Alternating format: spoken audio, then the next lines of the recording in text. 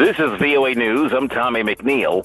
Ukraine's president and United Nations Secretary General Antonio Guterres called Wednesday for the extension of a deal with Moscow that has allowed Kyiv to export grain via Black Sea ports during Russia's invasion. President Volodymyr Zelensky said after the talks with Guterres and Kyiv, the Black Sea Grain Initiative was necessary for the world, and the UN chief underlined the importance of the deal to global food security and food prices. Total Energy's refinery deliveries were suspended on Wednesday, electricity output reduced, and train services disrupted as those sectors remained on strike after a nationwide day of industrial action brought record numbers of people into the streets. Francis McGuire reports. Strike action brought more disruption to France on Wednesday. Refinery deliveries were suspended at Total Energy, while electricity output was reduced and train services hit. It comes after a nationwide day of industrial action brought record numbers of people onto the streets. Around 1.28 million took part in a sixth day of protests Tuesday. They marched against a draft law that would see the pension age delayed by 2 years to 64. That is Reuters' Francis McGuire. Protesters in Tbilisi are rallying against a foreign agents law there. Thousands of people staged large-scale protests in Tbilisi, Georgia on Wednesday. Some protests were violent. They're rallying against pending legislation dubbed the Foreign Agents Law, which critics say signals an authoritarian shift that harms Georgia's chances of closer ties with Europe. Georgia's parliament on Tuesday passed a first reading of the legislation. It requires any organizations receiving more than 20% of their funding from overseas to register as foreign agents. That's Reuters' Edward Barron reporting, and this is VOA News. U.S. President Joe Biden will lay out his new budget plan tomorrow and sharply boost his aim for cutting America's deficits. AP correspondent Sagar Magani reporting. In last month's State of the Union address, the plan I'm going to show you is going to cut the deficit by another $2 trillion.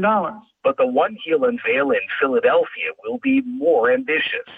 We'll cut the deficit by nearly $3 trillion over the next 10 years. Which spokeswoman Karine Jean-Pierre says is in stark contrast to House Republicans, who haven't offered their own blueprint. The president's already said he wants to boost taxes on the wealthy. One reason why this may well be more of a messaging document for next year's elections than anything else.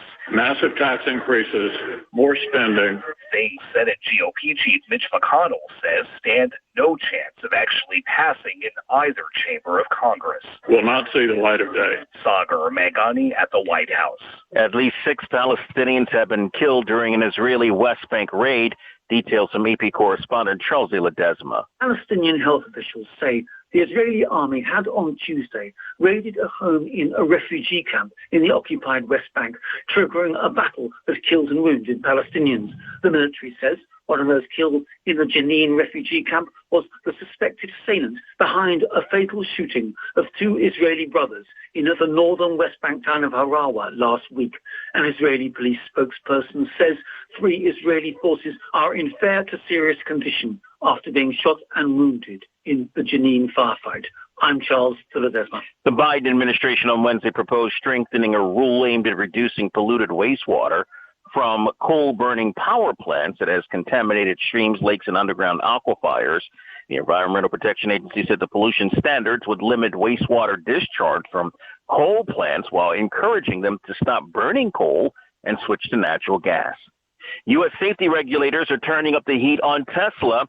They have announced investigations into steering wheels coming off some SUVs and a fatal crash involving a Tesla suspected of using an automated driving system when it hit a parked fire truck. The National Highway Traffic Safety Administration said Wednesday it's launching a special crash investigation team to probe the February 18th crash involving the Tesla Model S and a ladder truck from the Contra Costa County, California Fire Department. That probe is part of a larger investigation by the agency into multiple instances of Teslas using the automaker's autopilot system, crashing into parked emergency vehicles that are tending to other crashes. Messages were left Wednesday seeking comment from Texas-based Tesla. I'm Tommy McNeil, VOA News. Please subscribe, like, or comment. Thank you.